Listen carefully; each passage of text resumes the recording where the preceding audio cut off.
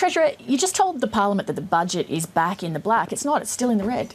It's actually a $7.1 billion surplus for 2019-2020 with $45 billion of surpluses over the next 4 years. Treasurer, we're in 2018-2019. It's a deficit this year of $4.2 billion. Leigh, it's the credible trajectory over the next 4 years, which has been the product of disciplined decision-making over the last 6 years. You see, when we came to government, we inherited a budget that was out of control. Spending was around growing at about 4% per annum. We have reduced that to half of that now. And we are now seeing the product of that disciplined decision-making with a budget surplus of $7.1 billion and surpluses in the years ahead. I'll come to the projected surplus in a second and the factors that are involved in that, but just for the sake of accuracy, can we agree that we are in the 2018-19 calendar year and that this year there is still a deficit? Well, what budgets do is they set out the numbers and the trajectory for that year and the years ahead. And we set out in the 2019-20 budget the numbers for 2019-2020. That's what we have done. But we also, as part of the budget, we get to understand what has happened this year, and this financial year, Australia is still in a deficit. But we have delivered a $7.1 billion surplus for 2019-2020, which is what all this budget is about. It's about the revenue and the spending commitments over that year and the forward estimates beyond. But like any projection, your ability to deliver that $7 billion surplus is reliant on factors that are outside your control. It might not happen. No, it will happen, and it's the product of bringing the spending under control and also ensuring that we continue to provide more money into people's pockets with the tax cuts we announced. You see, when Wayne Swan announced a surplus that never eventuated, he was relying on a 3% of GDP turnaround in 1 year. What we have seen is a steady reduction in the deficits in the years that we've come to government, and now we're seeing the first surplus in more than a decade. But my point is that you could unwittingly be in the same position as Wayne Swan, which is announcing a surplus that won't happen because there are factors such as the global economy. Treasury points out in the budget papers that commodity prices could weaken unexpectedly, household spending could be lower than anticipated. There are factors that could derail that. Well, let me point out a few things. Firstly, $7.1 billion is a very substantial buffer. So it's not a wafer-thin surplus. It's very slim, actually, in the context of the overall GDP. It's a substantial surplus. The second thing is we have beat our projected forecasts in the last couple of budgets, whereas Labor previously, when they were forecasting a budget, actually missed their forecasting surplus, missed their budget targets. We have overachieved. We've been conservative in relation to commodity forecasts, very conservative, based on Treasury advice and an extensive consultation. But what this budget really does, Leigh, is it lays down a plan for the next decade for Australia to grow the economy with the tax cuts, with investment in skills, with a $100 billion infrastructure plan, and with a strong economy, you can guarantee the essential services like health and education, aged care, disability support services that people rely on. You say that you've overachieved, but the Coalition was elected in 2013 after promising during its campaign a return to surplus in its first term. You're now at the end of your second term and the surplus is still only a projection.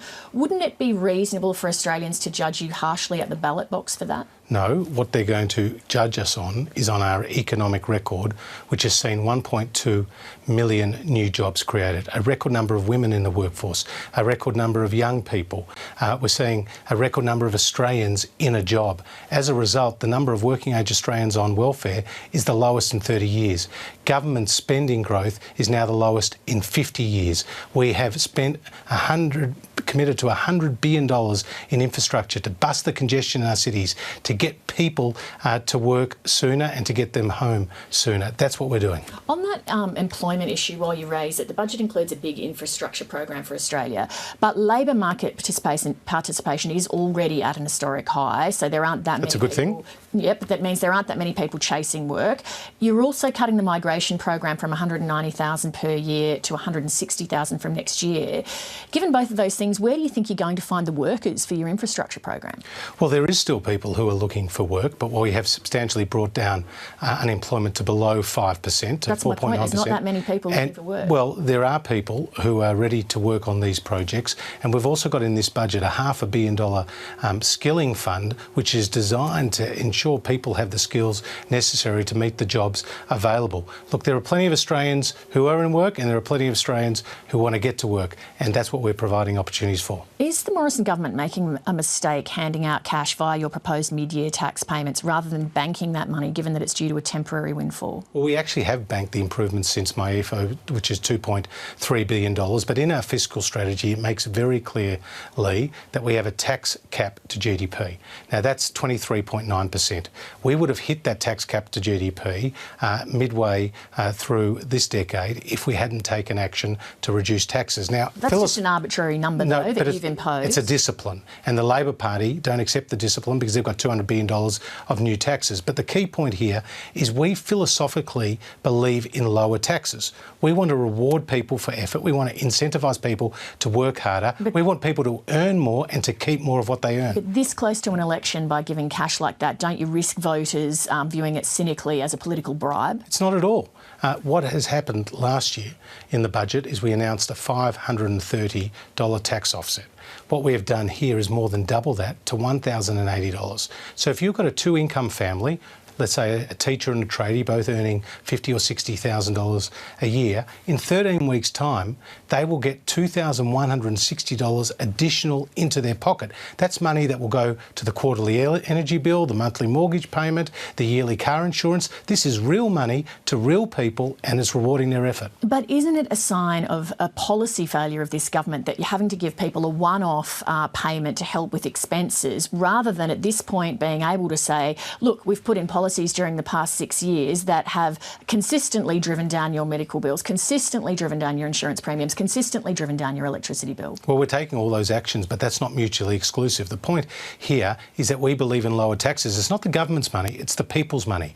So at every opportunity, you should look to return that money to them. But we've also included in this budget structural reforms, reforms that in the past the Labor Party have not signed on to. And this is reducing the tax 32.5% tax bracket down to 30%, which will ensure that Australians keep more of what they earn. And why are you pushing that out to 2024, given that a lot of Australians would welcome having that money in their pocket today? Well, obviously we're balancing objectives here. We're balancing ensuring we've got sustainable, significant surpluses to pay down the debt that we inherited from the Labor Party, but also at the same time making significant structural reforms to simplify our tax system. We think we've got the balance right, but in 24-25 we have already legislated against the Labor Party's wishes to remove totally the 37 cents in the dollar tax bracket, and this will coincide with that change. By doing that, though, aren't you beginning to dismantle the progressive tax system? Because under those changes, somebody who's earning $46,000 a year will basically pay the same rate of tax as somebody who's earning $195,000 a year. To the contrary, in fact, this continues the progressive nature of our tax system.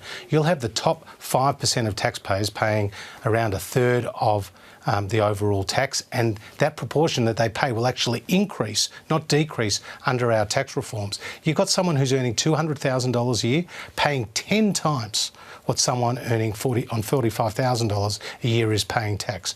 When you look at where our top marginal rate cuts in terms of average weekly earnings, it cuts in at a much lower rate than when it does in other countries like the UK and the United States. So we have a very progressive system. We're maintaining that. We believe this is a fairer, simpler, stronger tax system.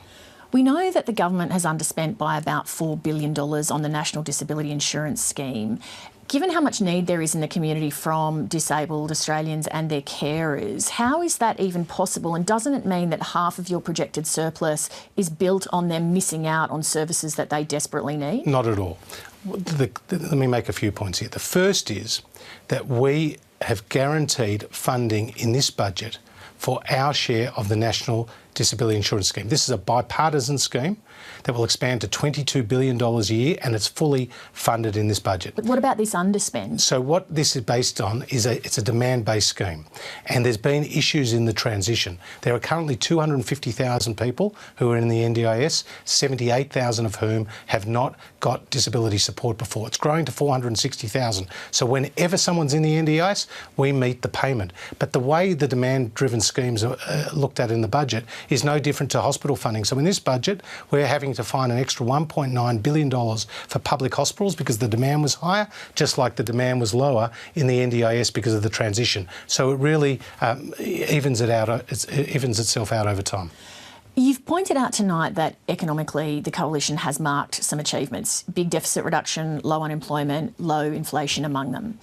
Hasn't the coalition itself undermined those achievements with voters through your own toxic infighting, your leadership changes and your ideological preoccupations in the past 6 years? Well, look, Leigh, you can talk about the past. This budget is about the future. Voters make their decisions often based on performance, as they view it as a good indicator of how you're likely to perform in the future. What I would say to the voters of Australia tonight is that when we came to government, growth was lower, unemployment was higher, business investment was in free fall, and the budget was firmly in the red.